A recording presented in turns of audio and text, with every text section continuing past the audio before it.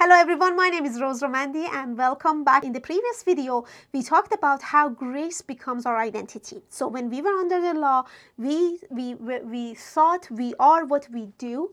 But when you come to the grace of God, you realize that you are what you are because of the grace of God, because what God did. So you are what you are because of He did what He did for you. And there must we must come to this shift of perspective in our understanding, this shift of identity shift. We have to enter and we stop seeing ourselves according to the weaknesses and struggles that we have, and then we lift up our eyes. We must lift up our eyes and look unto Him and see and realize what He did for us. Okay, so in previous video we realized that grace is not receiving what you don't deserve. Grace is actually you're receiving because you do deserve it, because you are of one with Him. So if you haven't watched that video, I want to encourage you to go and watch the previous video on this series. But now today in this video,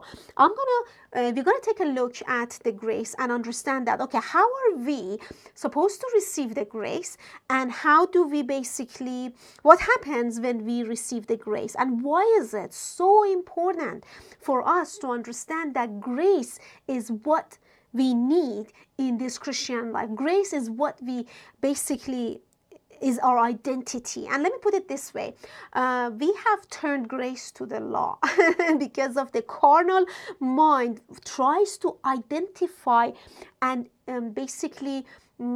define everything according to the fleshly understanding. And that's why when it comes to grace, we are so concerned about what we did rather than who He is and what He did. So let me put it this way. If you take a look at, this is a good example here. So in Genesis, when God told Adam and Eve, do not eat from the tree of the knowledge of good and evil, because if you eat it, you will die. Immediately, you and I think that God gave the law that they were supposed to keep it. And then they go around, they didn't keep it, they hide themselves. Now, here's the thing.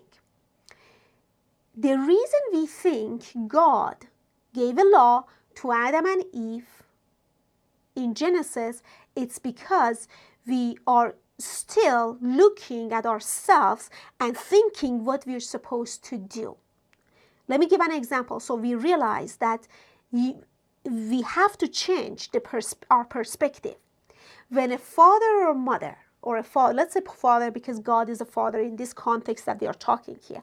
So when a father tells his son that don't do this, is it because the son is not supposed to do things, or it's because God or this father has the love for the son, has a purpose, has a destiny, has a grace and love in his heart for him, and that's why he's not supposed to do this, because that's not who he is. Through this teaching, the son is supposed to come to a place of realizing, the reason my father told me not to do this, it's because it is not who I am. It's because this is not who I am. So going back to Genesis chapter 3, when God said to Adam that don't eat this, if you're still looking at it as a law, you haven't seen the heart of the Father in this picture. So now when He said, don't eat from the tree of life because it's not who you are. Take a look at the heart of the Father or God behind this and understand that, this is the grace. Everything that God is doing for you, saying to you, it's because it's actually revealing your identity. This is not who you are, so don't do it. This is who you are. That's why you're supposed to live this way. So this brings us to Romans chapter 5. Romans chapter 5, look at verse 17 in Romans chapter 5. It says, for if by one man's offense death reigned through the one, much more those who have received the abundance of grace and of the gift of righteousness, they will reign in life through the one, Jesus Christ. So did you see? Did you pay attention? It says those who have received the abundance of grace and the gift of righteousness. So our focus for this video is the grace part. So those who have received the grace, they shall reign in life. Okay, did you see? There is one person who, through this person, grace came to the world, but now grace must be received. Okay, so God did. We just read last week in our video that through the by the grace of God, he tasted death for everyone. Romans 2:9. Grace of God, he tasted death for everyone. Sorry, Hebrews chapter 2, verse 9. So here says, therefore, the grace came, but it must be received. So those who have received not the grace, but the abundance of grace, they shall reign in life. So now, let me just share my screen here with you. Therefore, let's break it down here. What do we see? We see someone who is called, let's say, Jesus, right? So the one who died for us, so, or the Christ. So, okay, Jesus, okay. What is he doing? He gives what? Grace. Okay. But there is another one here. He now needs to receive grace. Okay. It says, all right, so these people, they received the grace that came through this person called Jesus Christ. What happens to these people? Something is happening. So the whole purpose of this grace for this person is to reign in life. So I'm going to put reign because I don't have a space here. So do you see? So the whole purpose is to reign. Okay. In the previous video, we saw that grace came because he suffered for everyone. So I'm going to put the cross here. Okay, just to understand that the cross is the work of God. It's where God works in man to release something in the life of man. So now, therefore, the whole purpose, so let's take a look at the beginning and the end of this story. The whole purpose, Jesus died on the cross, was that eventually somebody receives it and somebody reigns it. So the whole purpose of Jesus dying on the cross is that somebody would reign in life. Did you just see? There is a process in between, something happens in between, but if we just remove those and see the beginning and the end, we realize that, okay, this person, Jesus, died on the cross so that through the process, through whatever that he did on the cross, some people reign in life. So now, therefore, if this person, and by the way, this is gospel in a nutshell. What Jesus did on the cross, it wasn't that you one day have a path to heaven and die and skip hell. It wasn't that. It says so that they might reign in life. Okay? So keep that in mind, and we are going to take a look at a couple of scriptures to realize that reigning in life is not going to be in heaven when you die and go there. It's actually on earth, here and now. All right? So this is the gospel. Now, here's the thing. If somebody is reigning, who is this person then? Okay? Who reigns? Hopefully you are answering what I am writing here. A king. So therefore, the grace makes you a king. All right? So did you just see? The grace just gave you an identity. when the moment you receive the grace, all of a sudden you realize, oh my goodness, I am a king then, because now this grace is what I have in my possession, or what is I have, or who I am, to be able to reign in life. Because kings are the ones that are actually reigning. So therefore, those who received abundance of grace, they become kings. And if they become kings, they might reign through, it says, Jesus Christ. So let's put it this way, through grace. Okay? So therefore, if we have the king here, I'm going to take this a little smaller. All right. So now, if this king, we have a king, this king is the grace king, or king of grace. He must have a kingdom. You know what, let me, because I don't have much room here. So this king is a king of grace, and he has a kingdom. Therefore, the kingdom of this king is also grace. So did you just see? We have a king, we have a kingdom, and they both are the king, are based of the grace of the Lord Jesus Christ. Okay, so therefore, if God is a king, or if Jesus is a king, and he's giving grace to everyone, and the reigning is because you receive the grace, and the reigning is through the grace, and the grace of God is that he died for everyone. So you can see that every time that God comes by his kingdom to bring his kingdom, he's bringing his own grace. And what happens when the grace comes? Some people are receiving it and start reigning in life. And then they start experiencing life and not death. Now, let me show you a couple of more verses here.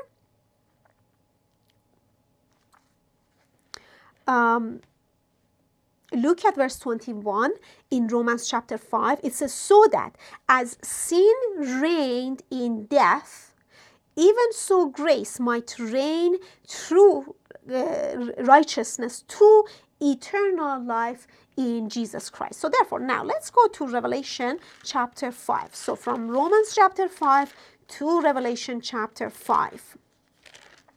Okay. Now, take a look here. Look at verse 9. There are some group of people that they are singing a new song. And when you sing a song, that means it's a happy time. All right? So now, here verse 9 says, and they sang a new song, saying, you are worthy to take the scroll and to open its seals. For you were slain, and you have redeemed us to God by your blood. Okay? Out of every tribe and tongue and people and nation. So do you see the blood here is referring to the crucifixion or death of Jesus?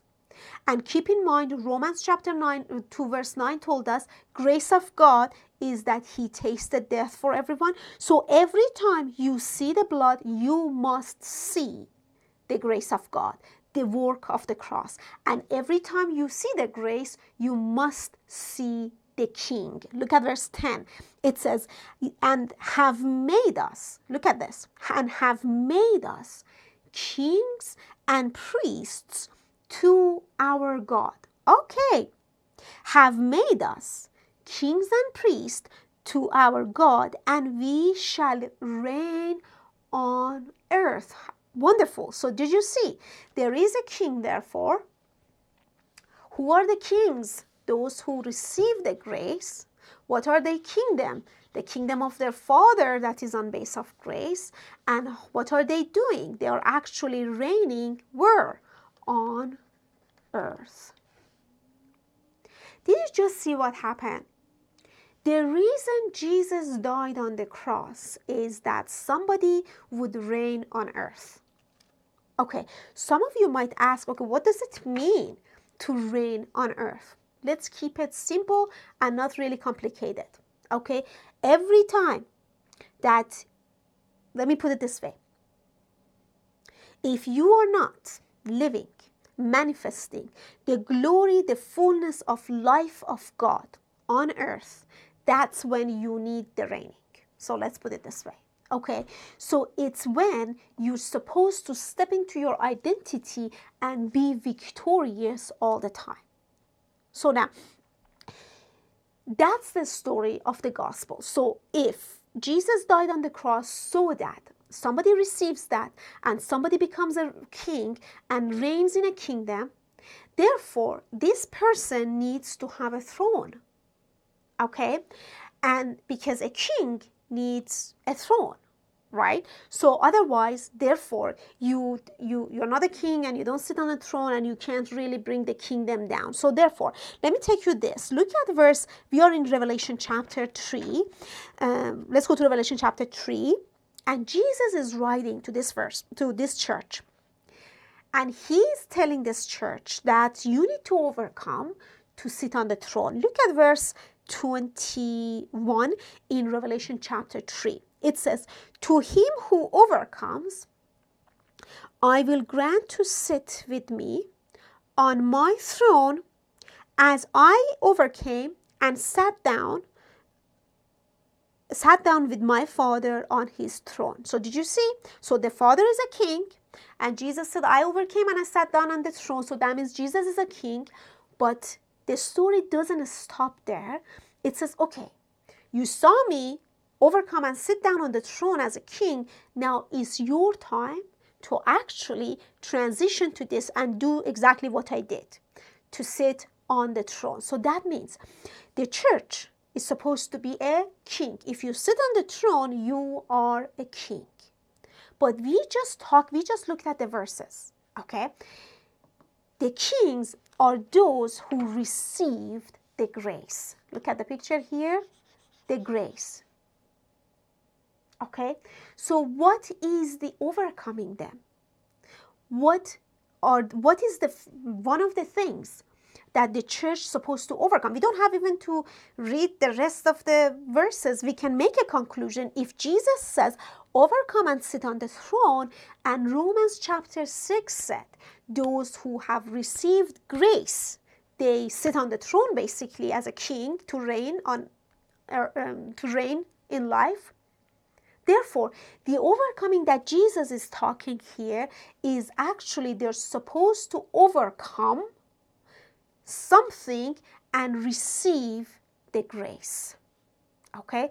So their overcoming is to receive grace. Receive grace, receive grace, receive grace. So do you see? Receiving grace is one of the things that we must overcome in the church. And no wonder that there is still so much confusion and so much debate around the subject of grace and the law. And let me tell you this, the maturity, let me put it this way, as long as the son of the king is a baby, is a child, and is not mature, even though the throne is his inheritance, even the throne is what he's going to sit on, but not yet.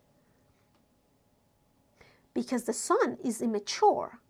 But the moment the son of a king is mature enough to take over the king from the father, that's when he sits on the throne. So grace is what matures us to sonship. Grace moves us from a place that you are childish into a place of sitting on the throne. So now, here's the thing. Therefore, the church here is supposed to grow into grace. They're supposed to overcome the law or whatever and receive the grace. So the overcoming that Jesus is talking to this church is receive the grace. Why? Because the moment you receive the grace, you are reigning and you're sitting on the throne. So let me put it this way in the short bracket here. Chapter 20 of the book of Revelation, there are some people that are sitting on the throne. It's not Jesus, or the saints who have followed Jesus. And that means they actually overcame, they received the grace, and they are reigning in life. So you see them on the throne reigning in life. But now, let me show you this. Let's go to Hebrews chapter, if I want to go to Revelation chapter 2, and we're gonna be here for a long time. But now let's go to Hebrews chapter 4. So we are going to see here that the throne is the throne of grace, and then I'm going to take a few minutes to see how can we really receive the grace. Now look at look at chapter 4 in Hebrews, and now look at verse 16 first. It says, "Let us therefore come boldly to the throne of grace." Okay, that's interesting, right? So we have the King of grace, we have the kingdom of grace, and now we have the throne of grace. And by now, after all these videos and teachings we had on grace, we need to understand that grace is the work of God in man's life. Okay, that brings life to man and not death. So if it's the King of grace and the kingdom of grace and the throne of grace, that means God is in the business of producing life for man. All right, so now here says, "Let us come boldly to the throne of grace, that we may obtain." The word obtain here is the word receive. "That we may receive grace and find grace to help in the time of need." Okay, so hold on. Here says, first of all, there is a time of need. Okay, so now let me show my screen here, because we all been in this time of need. All right, so now look at this. It says there is a time of need. So you need help. What do you need? You need help. Okay, but it says your help comes to you from the throne of grace. Therefore, what you need to do, if you need help, you need to come and actually receive what? Grace. Okay, we just talked about it. If you receive grace, okay, how are you supposed to receive grace? This grace that we are talking here is actually in a throne. So do you see? If you come to the throne of grace to receive grace, that means the grace is sitting on the throne. Because the grace is not a thing. Grace is a person. Okay, so this grace is sitting on the throne. So it says, okay, you are in the time of need. You need to come and receive the grace from the throne, because the grace is in the throne. So what does that mean? Why is it saying the throne? Because the throne is the symbolic of power, authority. You are in the time of need. You need to overcome. You need the power. Grace is actually your power. But now, the interesting part is, it says you receive grace. Did you just see? We read it in Romans chapter 5. Those who receive grace, they become kings to reign in life.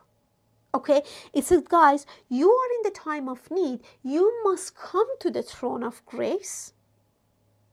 Then you receive the grace. Then you realize, okay, I can reign, and that means you realize I can ascend to the throne, and I can sit on the throne, and I can reign. Did you just see? It's not that you wait so that God may reign in your life. God did what he was supposed to do. Those who are still childish, not mature, are waiting for God to reign in their life. But now the gospel, as we just talked about it here, the gospel is not that you wait until God comes and reign in your life. The gospel is that some people may receive the finished work of God, the grace of God, so that they reign through Jesus Christ. So did you see? We just talked about it, that the purpose that Jesus came, it was that some people may reign. here. That's the purpose. It's not that he came that he might reign in your life. No, he came that you reign in life through Jesus Christ, because you received this grace. So therefore, it says we have the throne of grace. So you came to the throne of grace. Therefore, it says, receive this throne of grace. Now, I want to show you a couple of verses before I finish this. Look at verse before that. It says, for we do not have a high priest. Where are we? Hebrews 4:15. We do not have a high priest who cannot sympathize with our weakness, but was in all things tempted as we are, yet without sin. Let us come and receive in the time of need. The time of need is a time of weakness, is a time of temptation. It's when he was tempted, he was weak, he didn't sin. What did he do? He overcame and he sat on the throne. Now he says, there is a time for you. You must receive the grace of God. Okay?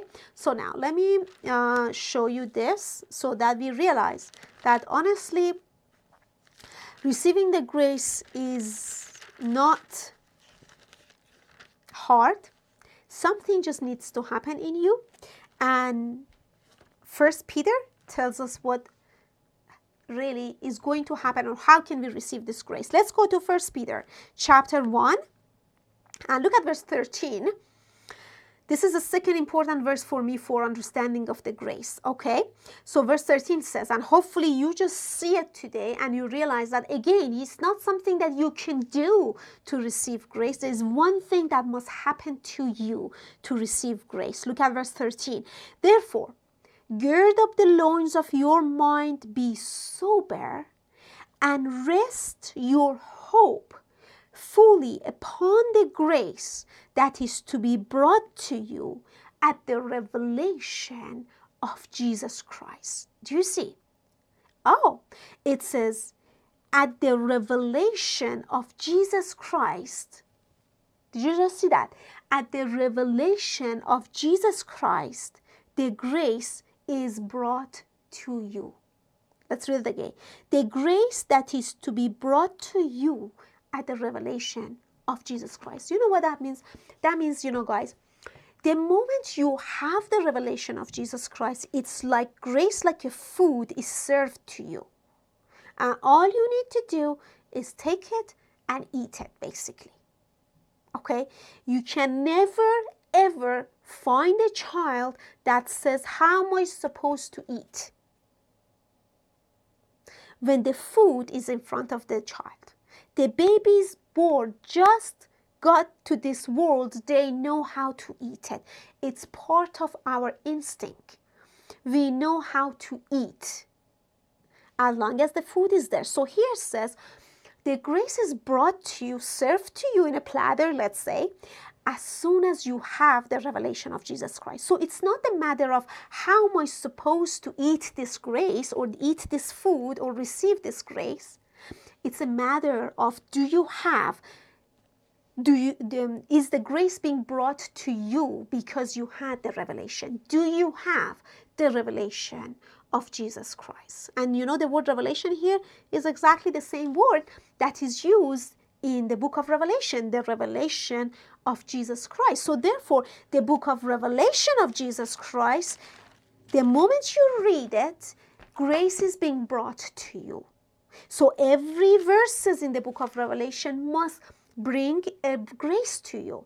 And then when you receive the grace, then you can reign on earth and you become the king. That's why the book of Revelation has nothing to do with end times, has everything to do with you receiving the grace of God because you had the revelation of Jesus Christ. So now, here's the thing. How are we receiving the grace? In this video, we talked about how are we receiving the grace when you have the revelation of Jesus Christ. When Jesus Christ is unveiled and revealed in front of your eyes, in your understanding, in your heart. That's what makes us mature and grow into it. What happens when the grace is brought to us? Then we receive it, then we can live it in the time that we need it.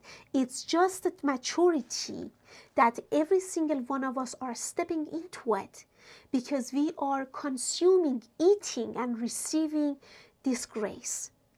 Not because I am doing something, is because He has done something that I must know.